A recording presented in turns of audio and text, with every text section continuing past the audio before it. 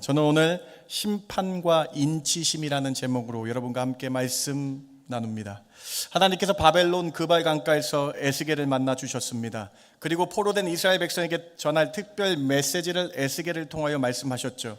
그 특별한 메시지는 우상 숭배의 결과를 깨닫고 회개하고 돌아오라는 말씀이셨습니다.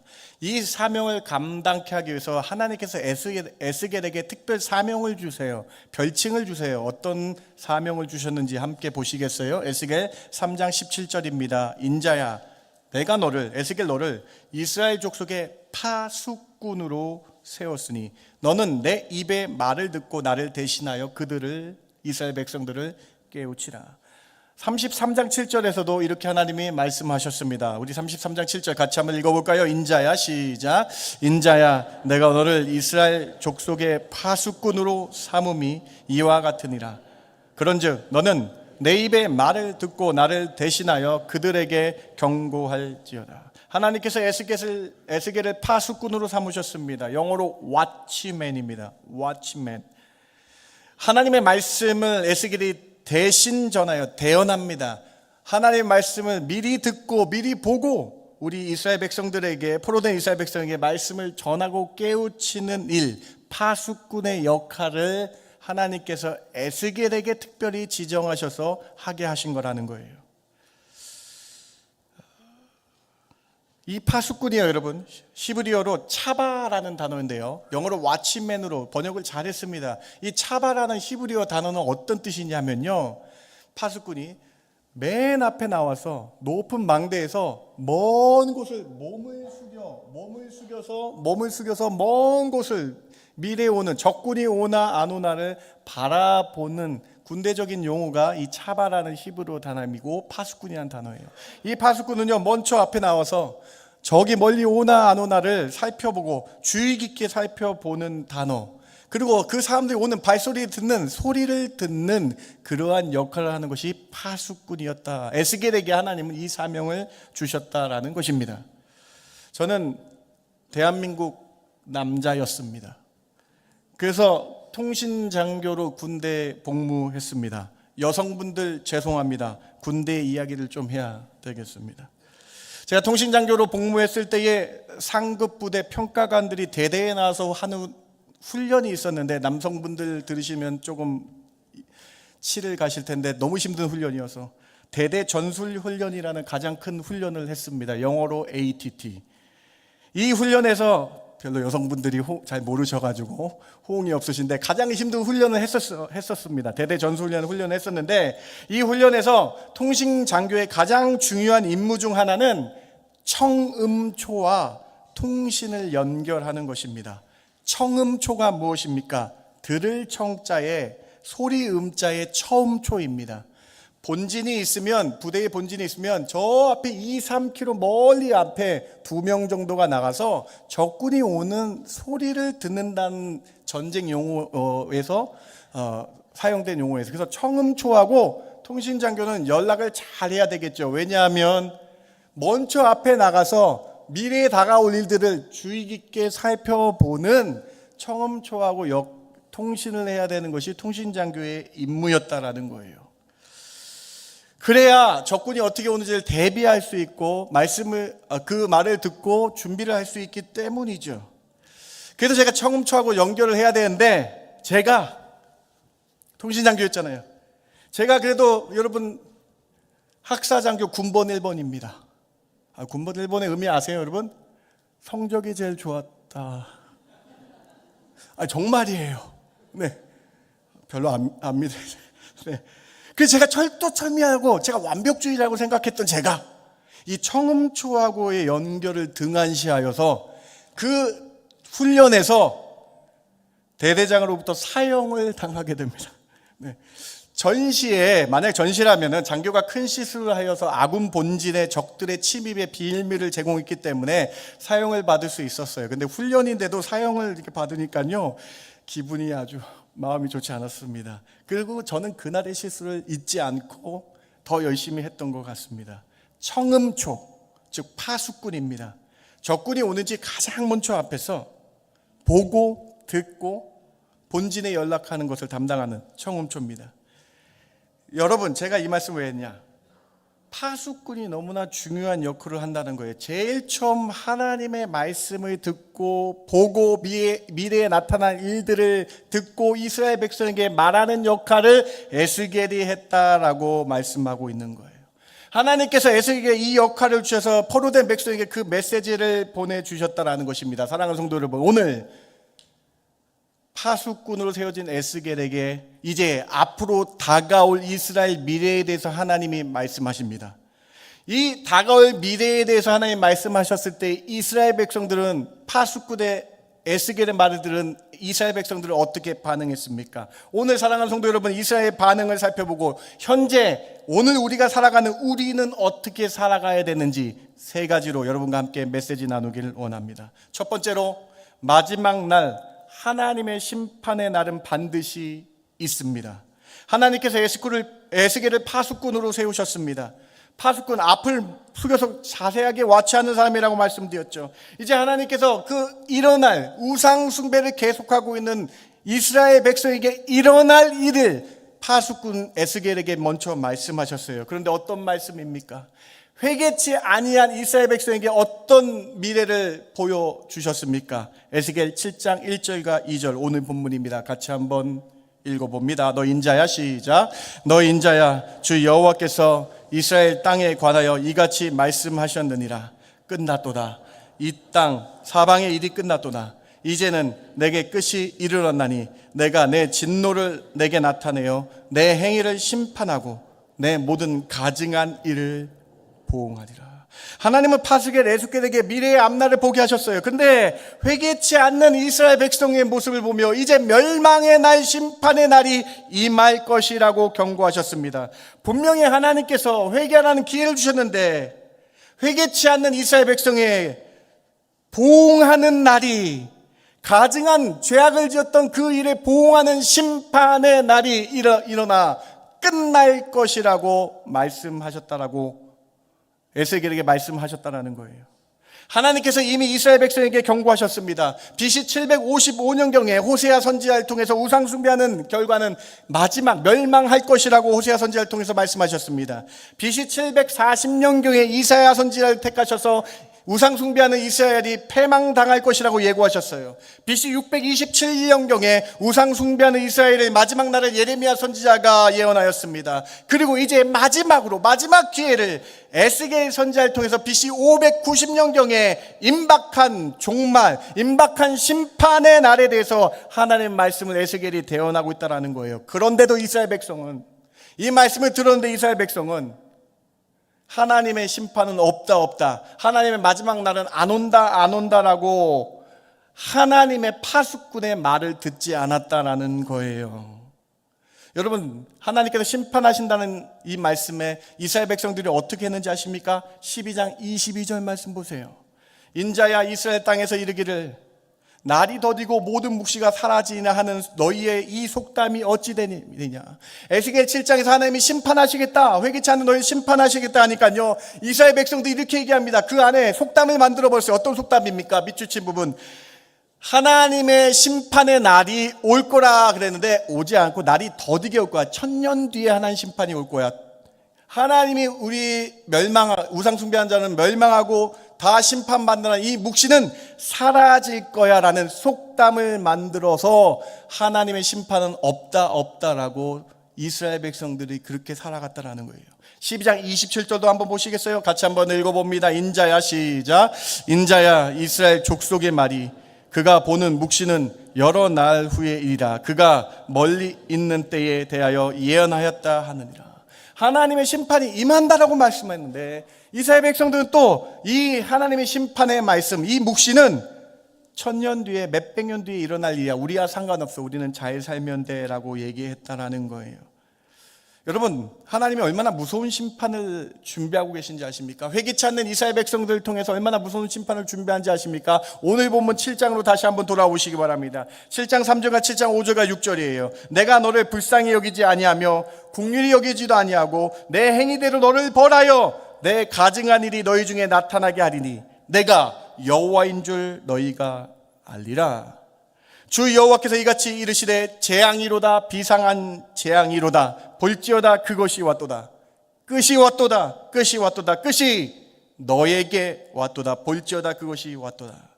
하나님은 분명히 파수꾼 에스겔을 통해서 말씀하십니다. 마지막 심판의 날이 분명히 임할 것이라고, 임하셔서 가증한 일을 심판하시겠다라고 말씀하고 있는 거예요. 회개치 않는 자를 심판하신다라고 말씀하십니다. 그 누구도 피할 수 없는 비상한 재앙, 무서운 재앙 심판이 임하게 될 것이다. 여러분, 질문을 드려볼까요? 에스겔의 이 말씀이 성취됐을까요? 마지막 날이 왔을까요? 되었을까요? 안 됐을까요? 여러분, 됐습니다. 에스겔이 BC 597년경부터 예언한 이 말씀이 대략 11년 뒤에 정확히 BC 586년경에 남유다가 함락되어서 이스라엘 역사가 종식되어 버렸습니다. 정말로 하나님의 말씀대로 회개치 않는 이스라엘 백성이 죄악 가운데 죽었다라는 거예요. 이와 똑같은 일이 창세기 때에도 있었습니다. 아담과 하와가 불순종으로 말미암아 죄가 인류에 들어왔습니다. 그리고 그 죄를 낳아서 모든 사람들이 너무 죄를 지어서 하나님이 인간 지음을 한탄하셨어요. 하나님께서 인간 지은 것을 후회하셨더라고까지 기록하셨습니다. 창세기 6장 5절부터 7절입니다. 여호와께서 사람의 죄악이 세상에 가득함과 그 사람의 마음으로 생각하는 모든 계획이 항상 악할 뿐임을 보시고 땅 위에 사람 지으셨음을 한탄하사 마음에 근심하시고 이르시되 내가 창조한 사람을 내가 지면에서 쓸어버리되 사람으로부터 가축과 기는 것과 공중새까지 그러하리니 이는 내가 그것을 지었음을 한탄함이라 하시니라. 이에 하나님 죄가 관용한 사람들을 심판하기로 작정하셨어요. 그런데 하나님께서 하나님의 말씀을 잘 따르는 노아와 노아의 가족을 택하셔서 살리기로 작정하셨습니다. 그리고 노아에게 산 위에 120년 동안 방주를 짓게 하셨습니다. 왜 120년 동안 방주를 짓게 하셨습니까? 노아와 노아의 가족들이 방주를 120년 동안 지으면서 하나님의 말씀을 듣고 이 방주 안으로 들어오라, 심판의 기회를, 하나님의 회개할 기회를 120년 동안 주시면서 방주를 120년 동안 짓게 했어요. 그런데 여러분, 창세기 시대 때 사람들의 반응이 뭔지 아십니까? 노아를 조롱했다라는 거예요. 하나님의 심판이 어디 있느냐? 하나님의 심판은 오지 않을 거야 라고 얘기했어요. 에스겔에서 아까 이스라엘 백성들의 속담이 있었죠. 에스겔의 말한 그 말씀을 듣지 않고 이스라엘 백성이 속담을 만듭니다. 날이 더디고 하나님의 심판의 날은 더디 올 것이고 에스겔의 묵시는 사라질 것이라고 속담을 냈던 것처럼 창세기 때 사람도 똑같이 반응했다라는 거예요. 예수님께서 창세기 때 노아의 홍수 때에 노아를 조롱하는 사람들, 하나님의 말씀을 비웃는 사람들에 대해서 이렇게 말씀하셨어요. 마태복음 24장 38절 39절 예수님의 말씀입니다. 같이 한번 읽어볼까요? 홍수전에 시작. 홍수전에 노아가 방주에 들어가던 날까지 사람들이 먹고 마시고 장가들고 시집가고 있으면서 홍수가 나서 그들을 다 멸하기까지 깨달지 못하였으니 인자의 임함도 이와 같으리라. 세상 사람들이 120년 동안 방주를 만드는 노아를 조롱했습니다. 무슨 물로 우리를 심판한다는 거야 하고 조롱하고 비난했습니다. 심지어 말씀 보니까 비가 오는 심판받는 그날까지 사람들이 먹고 마시고 장가들고 시집가고 있다라고 기록하고 있어요. 여러분, 이 한국어 번역이 상당히 젠틀하게 번역했습니다. 사람들이 먹고 마시고 장가들고 시집가고요. 여러분, 모든 죄악 가운데 범한 그런 사람들의 모습을 주님이 말씀하고 계시죠. 심판받는 그날까지 그들이 깨닫지 못했다라고 말씀하고 있어요. 사랑하는 성도 여러분, 창세기에서도 마지막 심판의 날이 임하여 노아와 그 가족을 제외하고 심판의 날이 임한 걸 우리는 성경을 통해 알 수 있습니다. 에스겔의 말씀도 동일합니다. 회개치 않는 자에게 완전한 심판이 임하게 됐고, 그리고 완전한 심판의 날이 임하여 회개치 않는 자들이 완전히 벌 받는 것을 우리는 성경 말씀을 통해 정확하게 확인할 수 있어요. 그러면 이제 우리 차례입니다. 창세기 때도 하나님의 말씀이 성취됐습니다. 에스겔 때에도 그 말씀이 성취됐습니다. 오늘 주님이 우리에게 이렇게 말씀하십니다. 노아 때와 똑같이 이 말이라. 마태복음 16장 27절 말씀을 보시기 바랍니다. 인자가 아버지의 영광으로 그 천사들과 함께 오리니 그때 각 사람들이 행한 대로 갚으리라라고 말씀하시죠. 주님의 말씀이지 않습니까? 요한계시록 22장 12절에 이렇게 말씀하십니다. 불의를 행한 자는 그대로 불의를 행하고, 더러운 자는 그대로 더럽고, 의로운 자는 그대로 의를 행하고, 거룩한 자는 그대로 거룩하게 하라. 보라, 내가 속히 오리니 내가 줄 상이 내게서 각 사람의 그가 행한 대로 갚아주리라. 이제 우리 차례입니다. 창세기의 말씀이 이루어졌습니다. 에스겔의 말씀이 이루어졌습니다. 이제 마태복음과 요한계시록의 말씀이 이루어져서 주님이 구름 타고 오셔서 우리를 심판하신다는 거예요. 예수를 믿고 하나님의 자녀된 자는 의의 심판으로, 기쁨의 심판으로, 예수를 믿지 않고 죄를 해결하지 않는 자는 지옥의 심판으로 오신다라고 말씀하고 계시죠. 사랑하는 성도 여러분, 고린도후서 5장 10절 말씀을 여러분 꼭 기억하시기 바랍니다. 우리 같이 봉독해 볼까요? 이는 시작. 이는 우리가 다 반드시 그리스도의 심판대 앞에 나타나게 되어 각각 선악간에 그 몸으로 행한 것을 따라 받으려 합니다.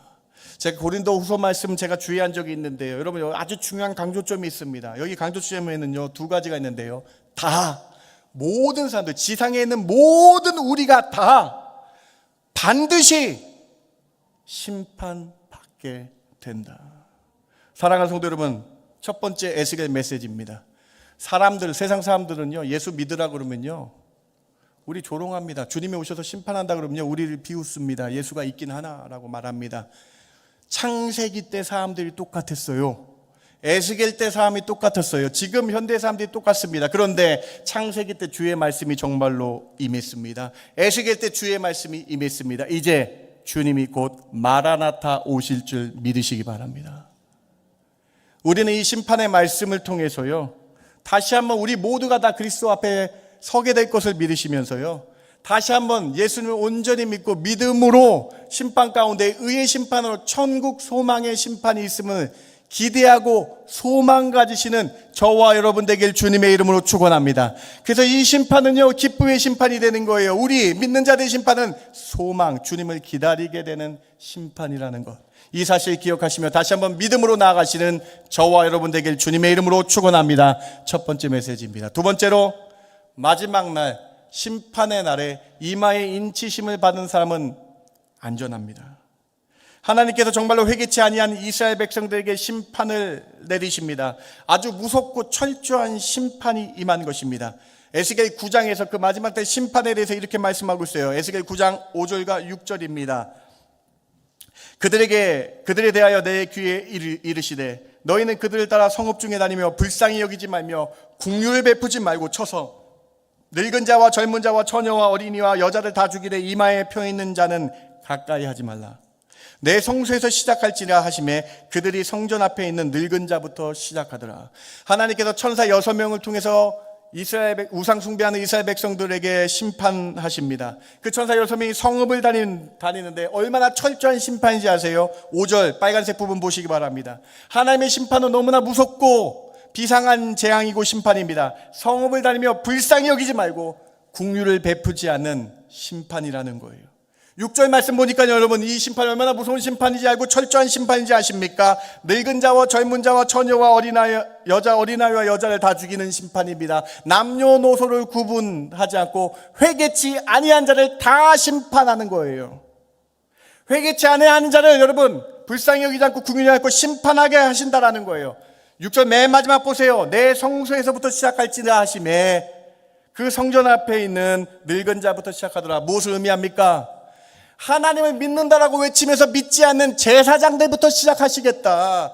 그 늙은 자부터 장로부터 시작하시겠다. 회개치 아니한 자는 심판날에 그 누구도 직분 지고와 막론하고 다 심판하시겠다라고 말씀하고 있는 거예요.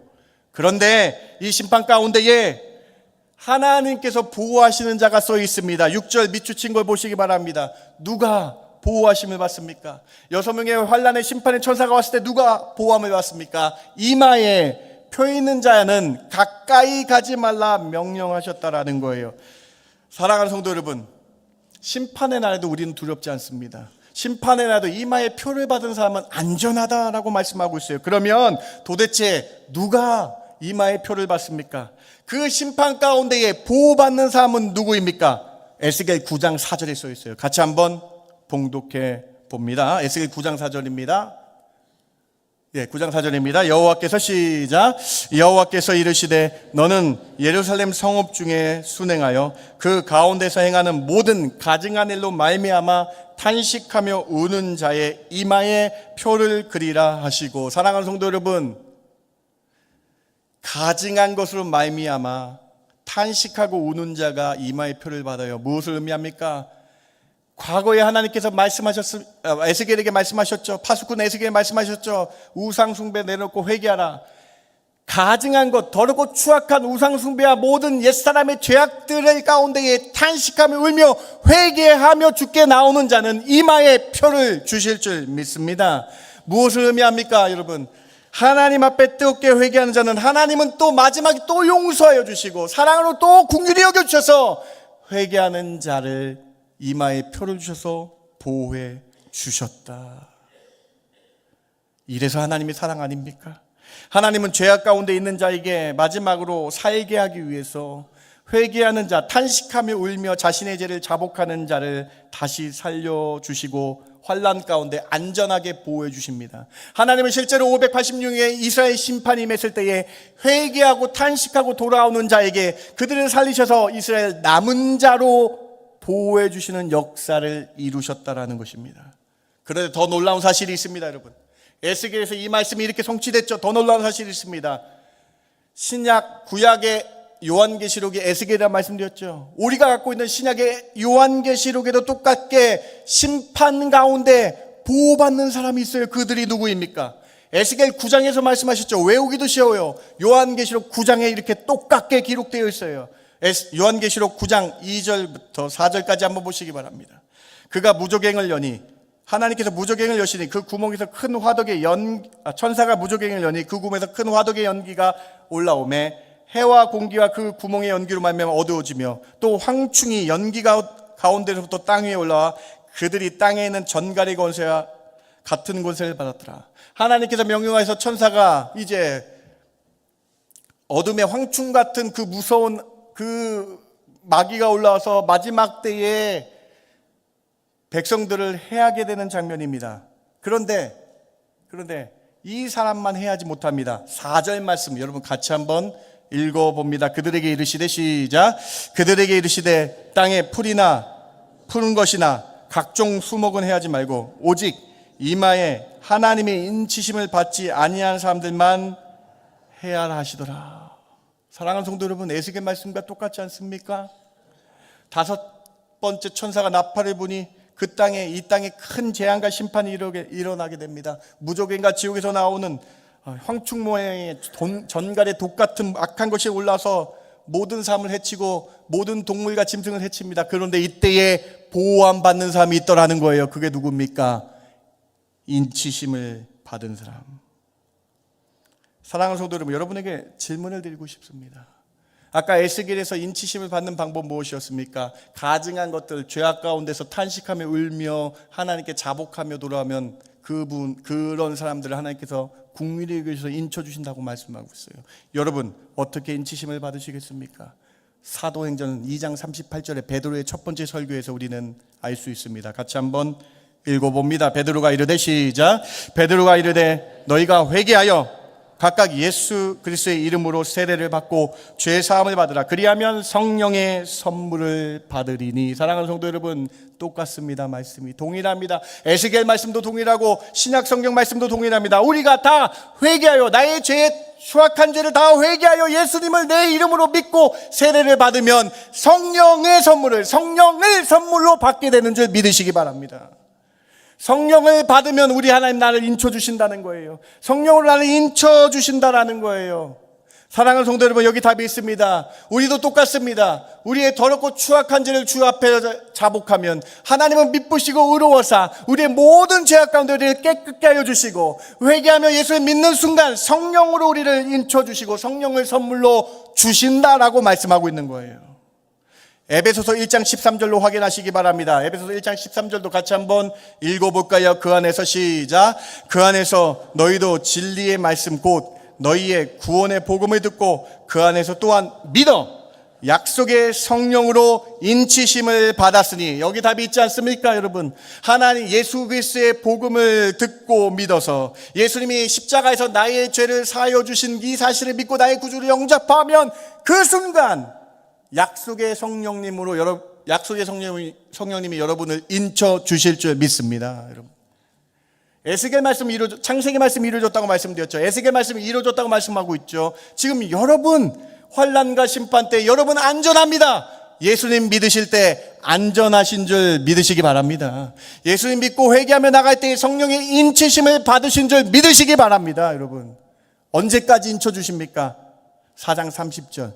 언제까지 인쳐 주세요, 여러분? 언제까지 여러분 성령을 인쳐서 보호하십니까? 너희가 구원의 날까지, 그리스도의 심판 앞에 심판대에 갈 때까지 우리를 성령으로 인쳐 주셔서 보호하여 주실 줄 믿습니다.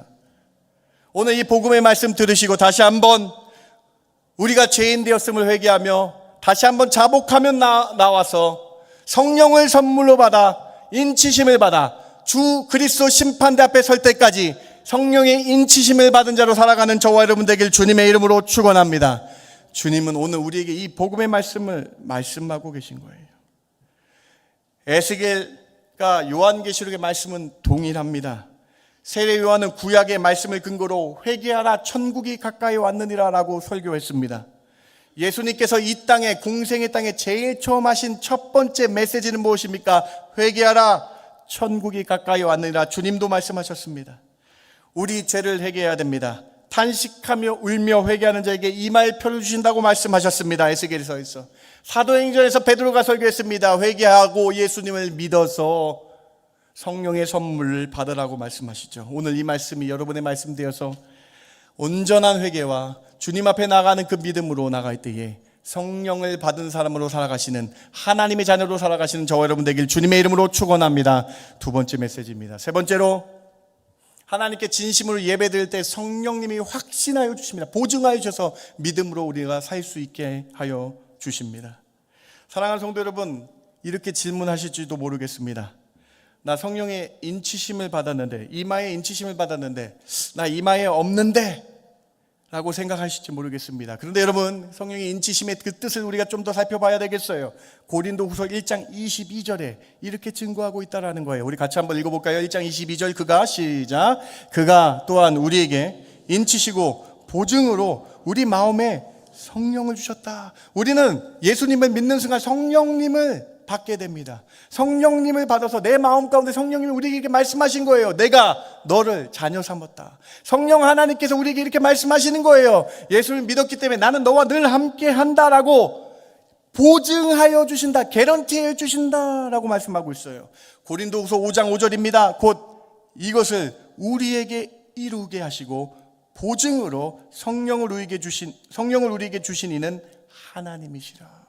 사랑하는 성도 여러분, 성령 인치심은요, 이마에 있는 것이 아니고요, 내 안에 예수님 믿는 순간 성령이 있고요, 성령님이 우리 가운데에 늘 이렇게 말씀해 주신다는 거예요. 어렵고 힘들고 우리가 의심될 때 이렇게 늘 말씀해 주신다는 거예요. 너는 내가 아들 삼았어. 너는 내가 딸 삼았어. 너는 내가 너와 평생 함께 할 거야. 내가 너와 그리스도 심판대 앞에 구원의 날 때까지 너와 함께 한다는 개런티해 주시는 성령 하나님이 우리가 예배할 때 알게 하시고 깨닫게 하신다는 거예요.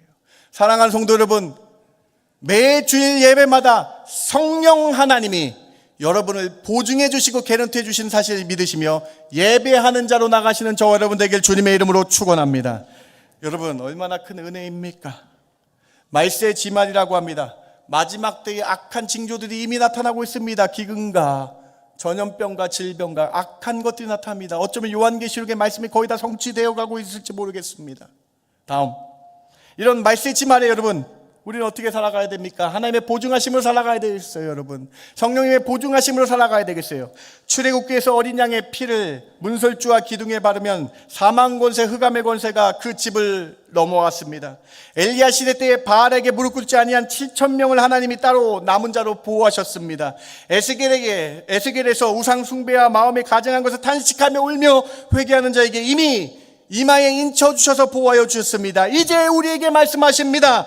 예수 십자가 보혈 흘려주심으로 나의 죄를 사하신 그 사실을 믿는 순간 성령님이 내 안에 계신 것을 깨달으시고 성령님이 우리에게 보증하여 주셔서 너는 내 아들이야, 너는 내 딸이라고 말씀하시는 이 성령의 음성에 귀를 기울이셔서 예배함으로 성령 충만함으로 나아가시는 이 말세지만에 예배하며 성령 충만하여 안전하게 소망 가운데 살아가시는 저와 여러분 되길 주님의 이름으로 축원합니다.